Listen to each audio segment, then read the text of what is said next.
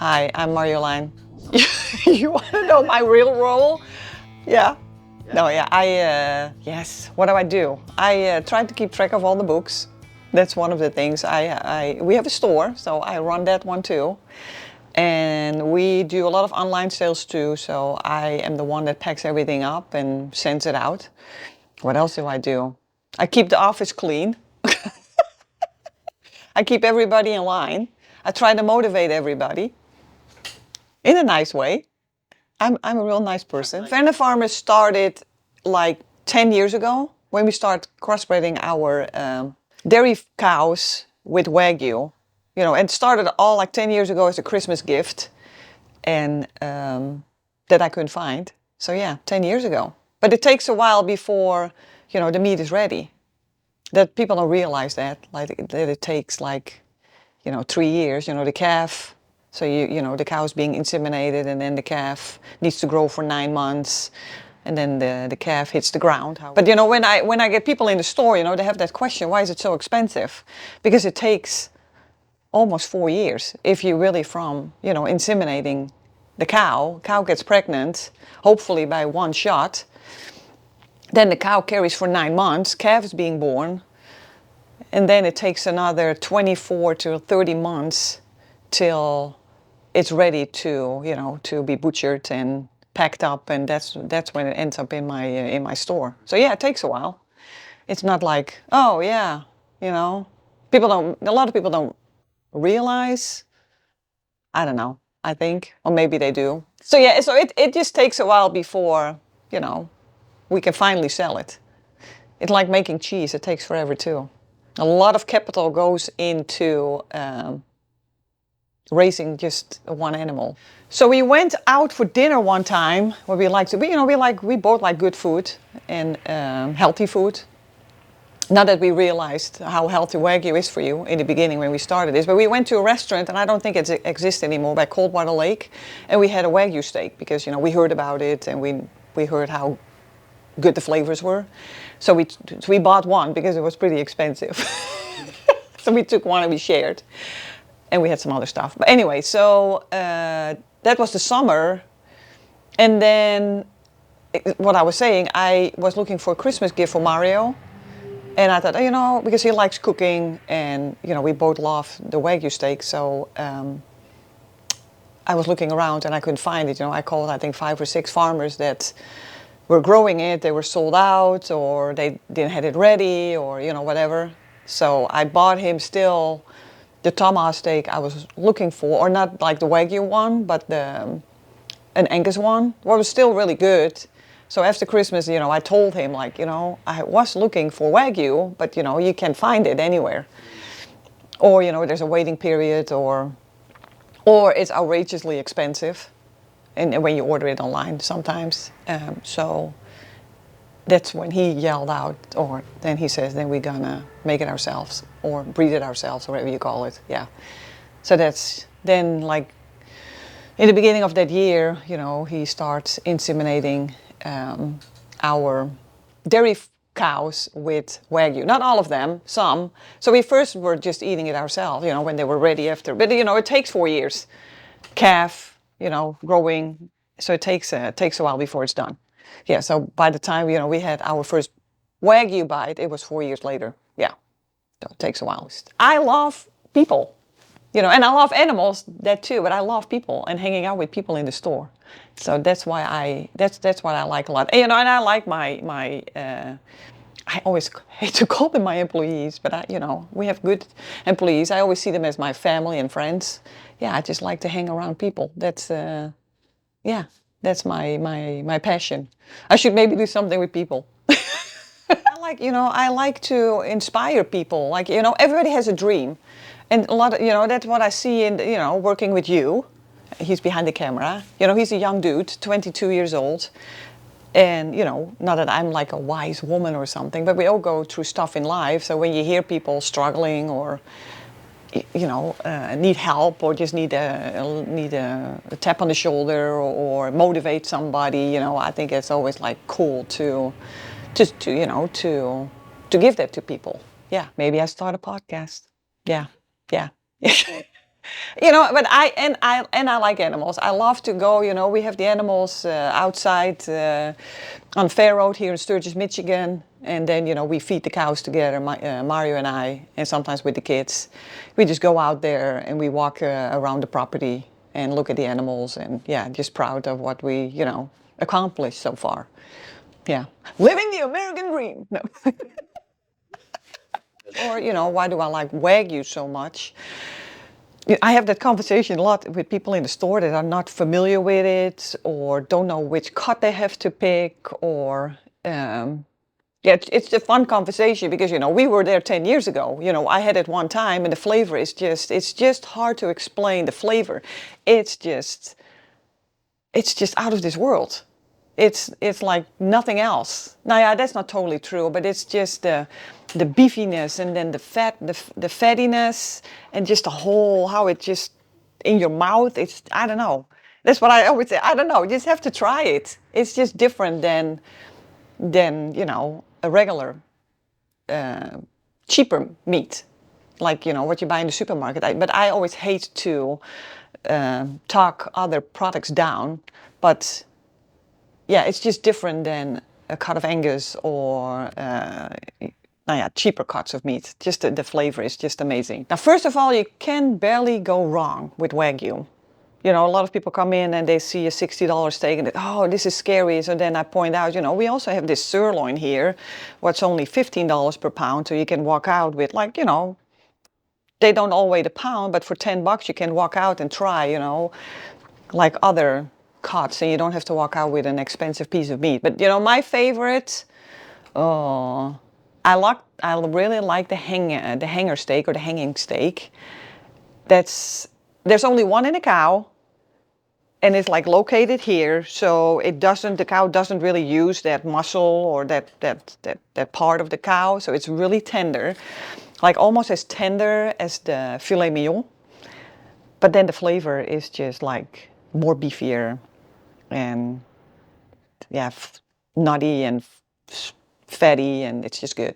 It's just, yeah. Now, if they're really scared, and I see them looking, you kind of can tell what people like. You have steak people, and then you have that like to, grill steaks. But then you have the one that have a little bit more patience, and they want to do the brisket or the short ribs so you kind of feel, what they normally. I always ask, what's normally your favorite cut? If you go to a restaurant or if you buy a cut, what do you like?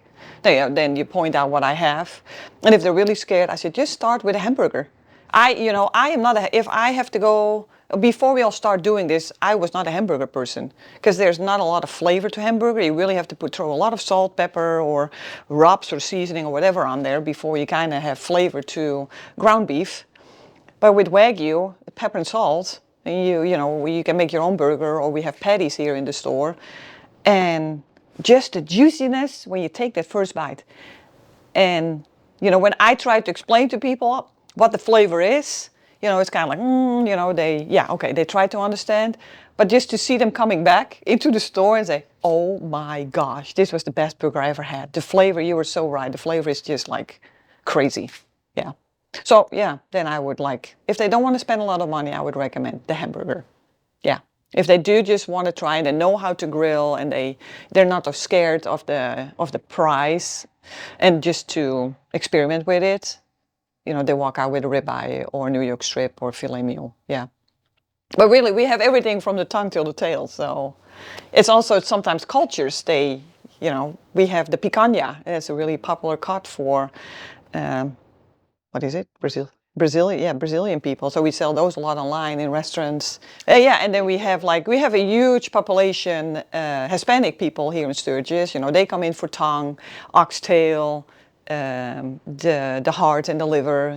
They just cook differently. So I always ask the question, what do you normally like to eat? Like if you have to pick a steak, or what do you normally like? And then we go from there. Yeah. Now, I always like it when people come back and say, "Oh my gosh, you were so right." Or not. I don't want to be right, but it's like, "Oh my God, it is really different."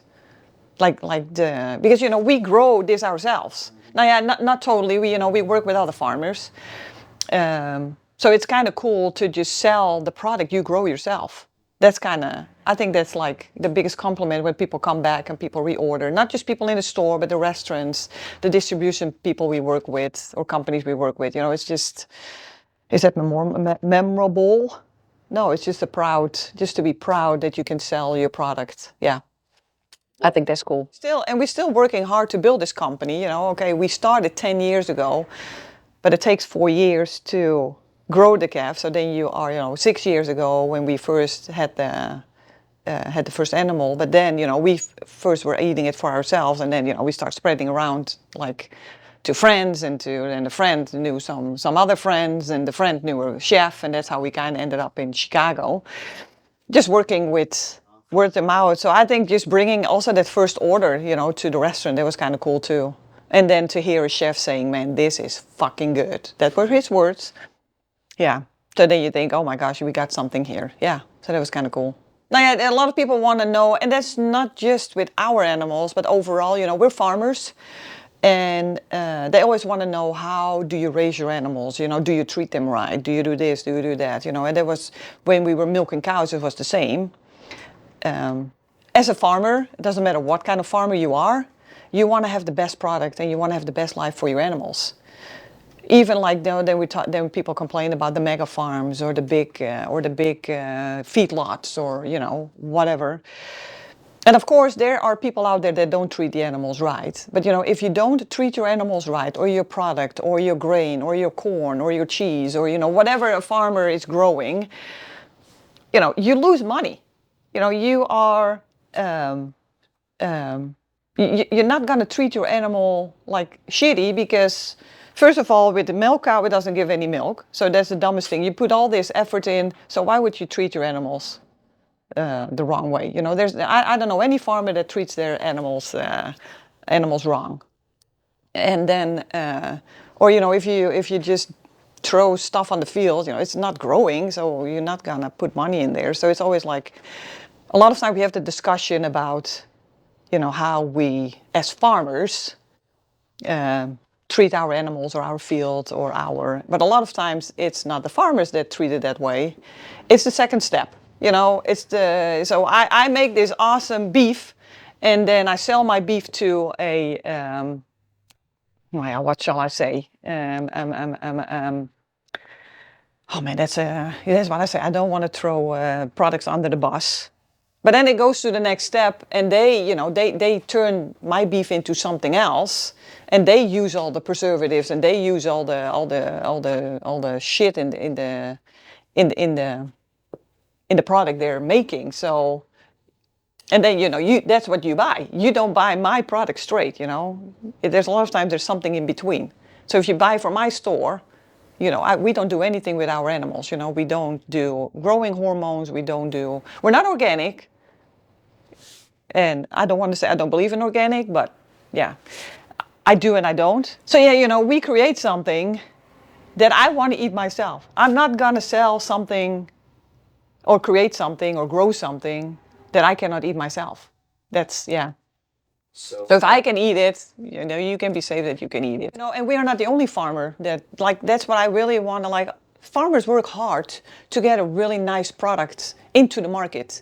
What happens next to the product, that's out of the farmer's hand. So it's kind of annoying that we are always blamed that, stuff is in the food that we don't even put in there. That happens with the person that makes I want to say chips, or then they use certain oils, or, a potato grower doesn't throw that in the ground. No, he sells a healthy, good product, and what is done with the potato afterwards, that's not into the farmer's hand. So stop blaming the farmer. So we are still with a small team.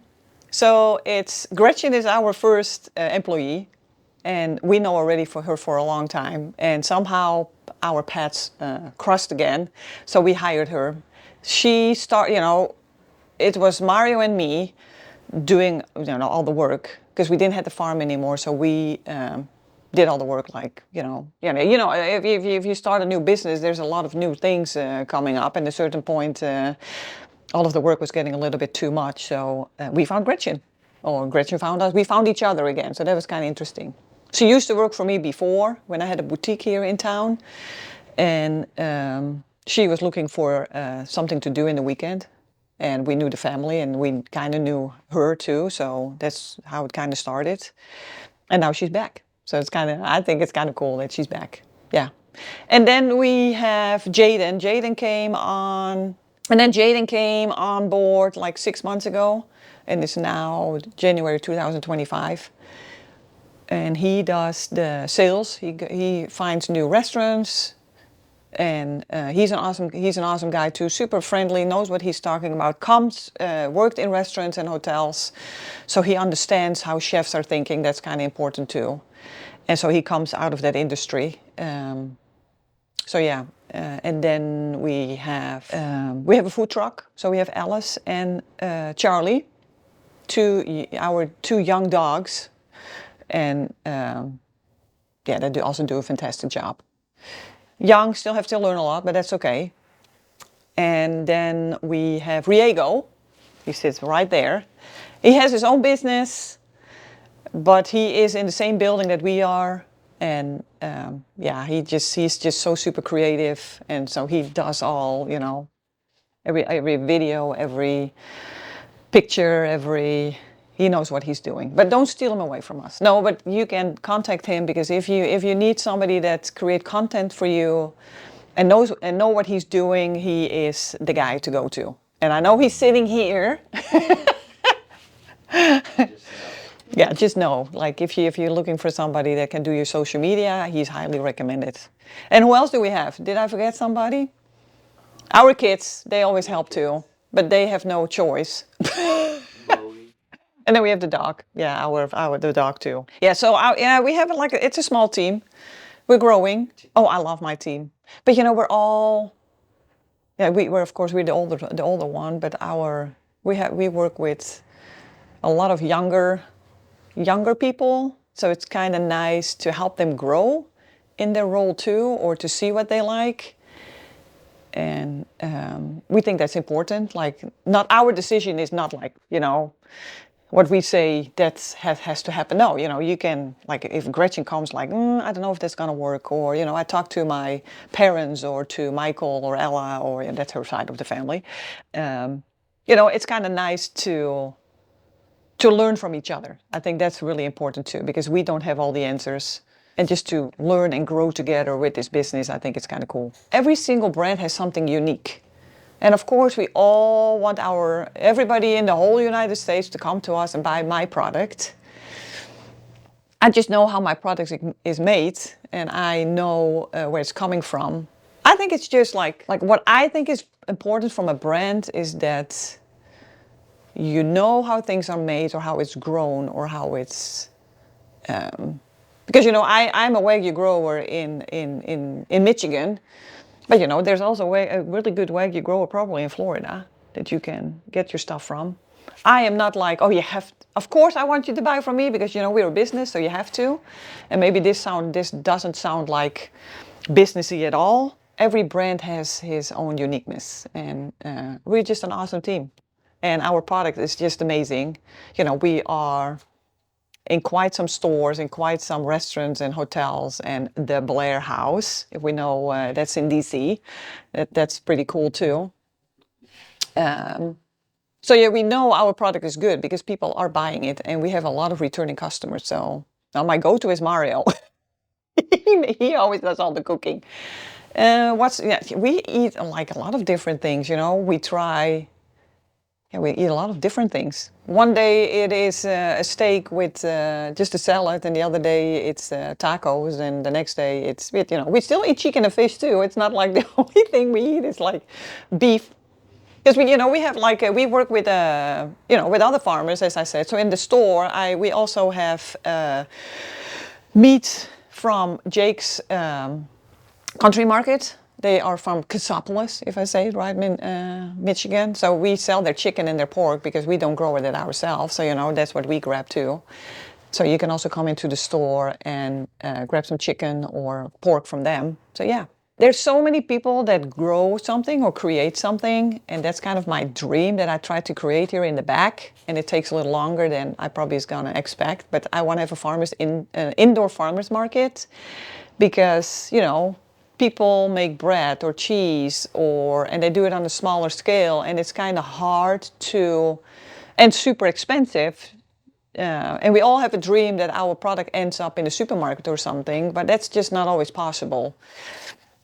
So I would like to give a platform to, other farmers or growers or creators of something, to have this indoor farmers markets, and so they can, show to the world what they have and help each other, grow, just grow each other.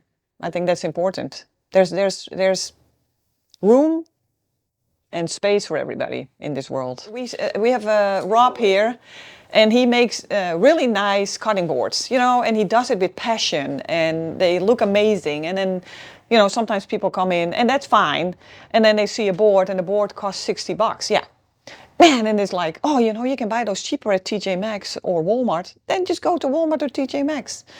People create stuff that takes time, that takes passion.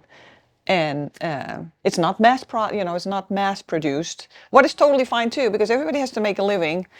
But just like if you see something, just be happy for the person that made it and be thankful, and just look at it like, oh man, this is amazing, and just support them. You don't have to buy them, but just make a nice compliment and say, oh my, look at this.